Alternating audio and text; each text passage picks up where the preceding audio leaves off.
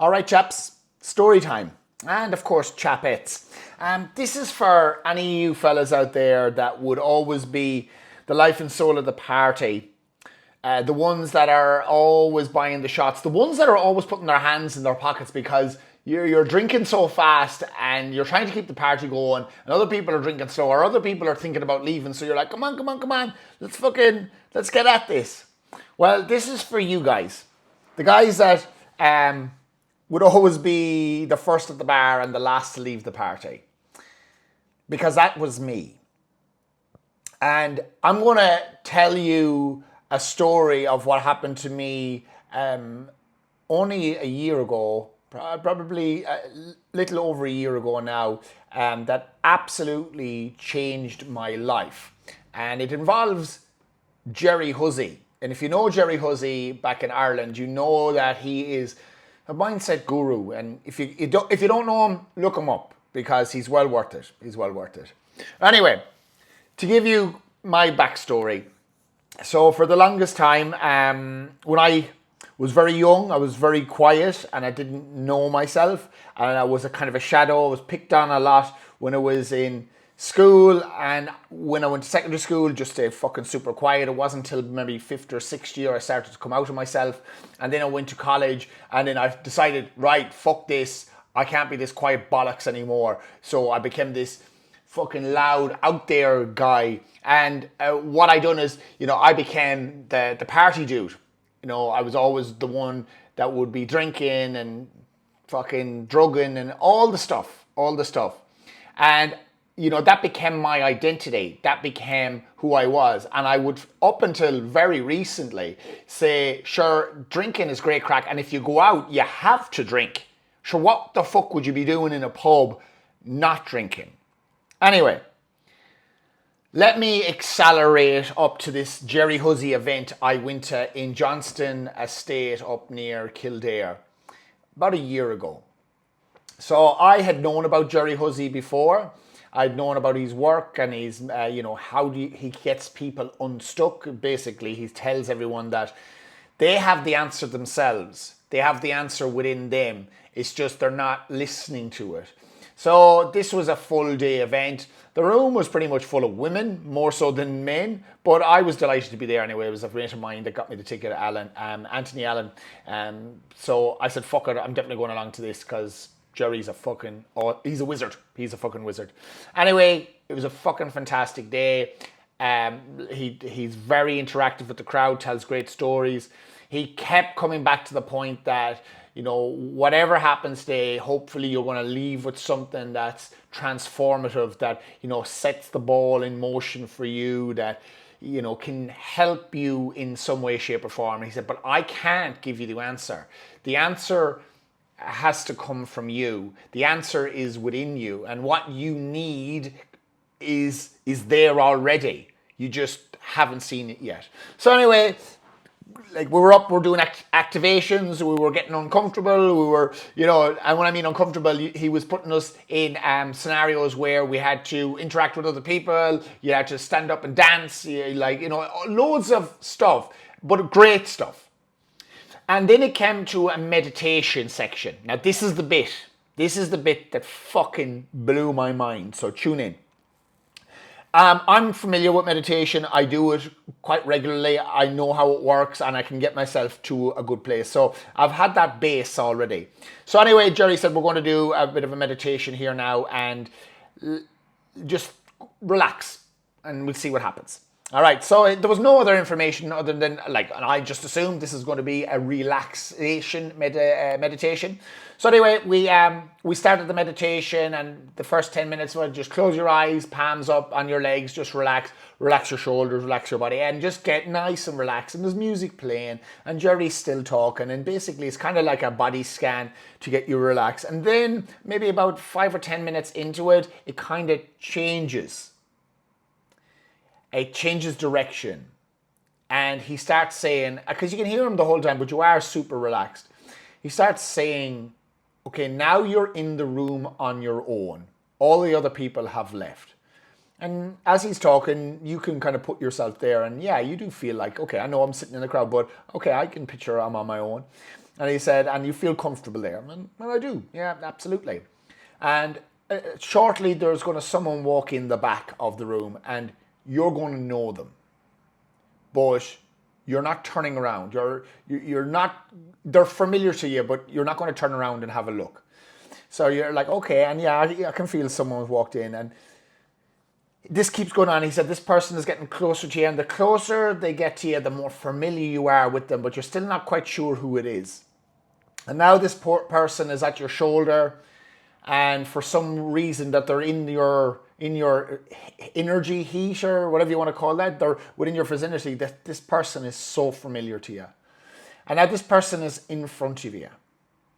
And when you open your eyes, the person that you're going to be introduced to is your 12-year-old self. And in my mind, I was like, I knew exactly what he was going to say. I was like, yes, it was me. It was me that came in the back door. And I was like, in my mind, I'm like, but where the fuck is this going? He said, I've told you already that the person that knows you the best is you. And the thing that you need to hear has to come from you. So in 5 seconds, your 12-year-old self is going to tell you exactly what you need to hear. Now, in my mind, I'm like, what the fuck? Am I supposed to talk to myself now? What's happening here? And he's like, 4 seconds. Make sure you listen carefully because they're going to say it. They're only going to say it once. And I'm like, what the fuck? Am I talking to myself? In 3 seconds, in 2 seconds, make sure you listen, make sure you listen. And in 1, they say it. And as soon as he said 1, what my 12-year-old self said to me, or what came out of my mouth was, I'm proud of you.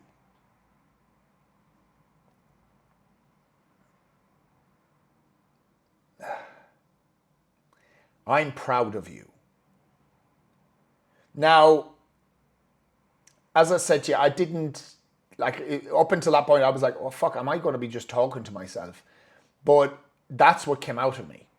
And I'm even somewhat getting emotional about it now. Like, after that, I couldn't hold back the tears.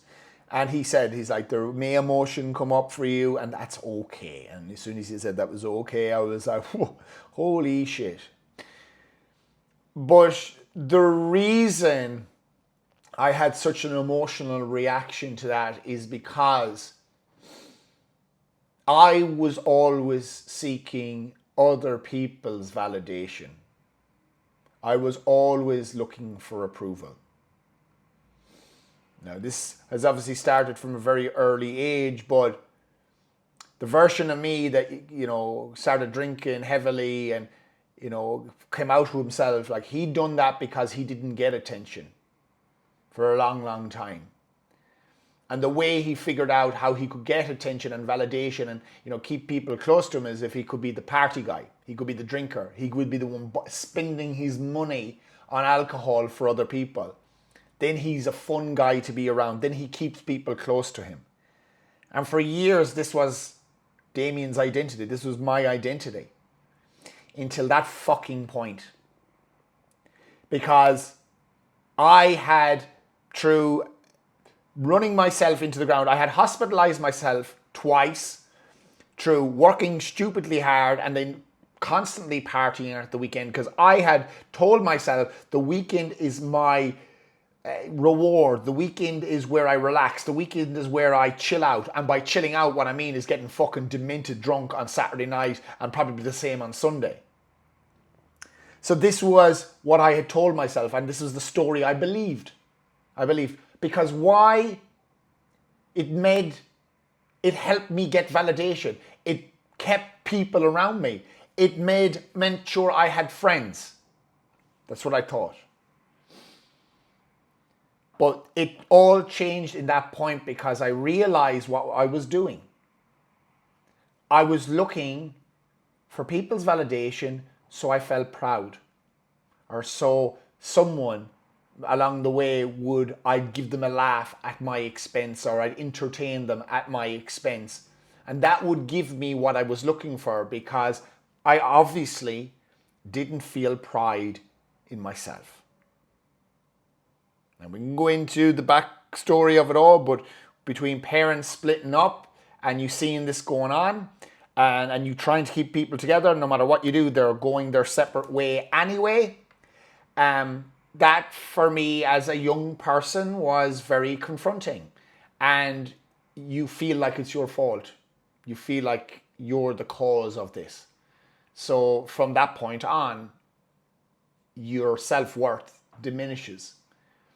So in my case, I boosted my self-worth up by entertaining and keeping other people happy, spending money on them.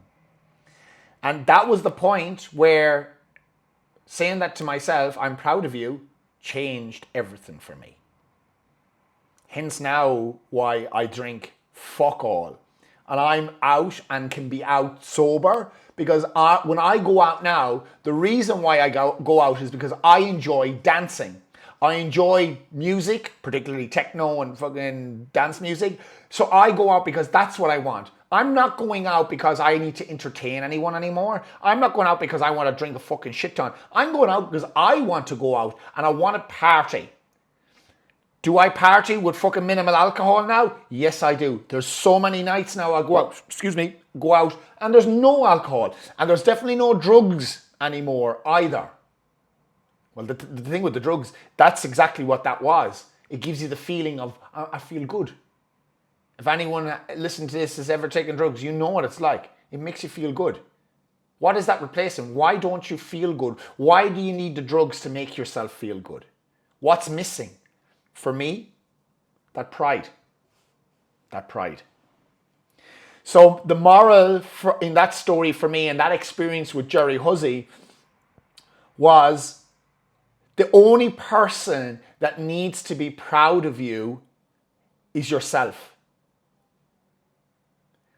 And I know for a fact there's a lot of men out there that are going through this and have gone through it and never figured this shit out. They're always seeking approval in whatever they do. They're working hard for their families to try to make ends meet, and then they need to have a break at the weekend, and then they're out entertaining their friends. But inside, there's something missing. There's a void. And they're suffering. They're not happy. The guy that's always laughing and even laughing at silly stuff, he's the one. He's the one that needs this most. He's the one that needs to tell himself that he is proud of himself. He is proud of what he has done. So basically what you're doing is you're having a conversation with your younger self. And you're going to ask him. You're going to be like, so, what do you think of what I've turned into? And what do you think he's going to say? Because I know that if I keep drinking and I keep taking drugs, my 12-year-old self isn't going to be proud of me. Because all I'm doing is hurting him. Lads, that was a short story I've wanted to share for a long time. And I have shared it with a lot of the lads in the Alpha Clan already. But that has been the biggest reason for me changing so much in what I've done in the last wee while. So much. And if I can help any other lad in the same vein feel proud about themselves, I'll fucking do it. I'll fucking do it. Because this is what men are missing. They're missing that connection with themselves. Boys, hope you enjoyed this little bit of a rant. Giddy up.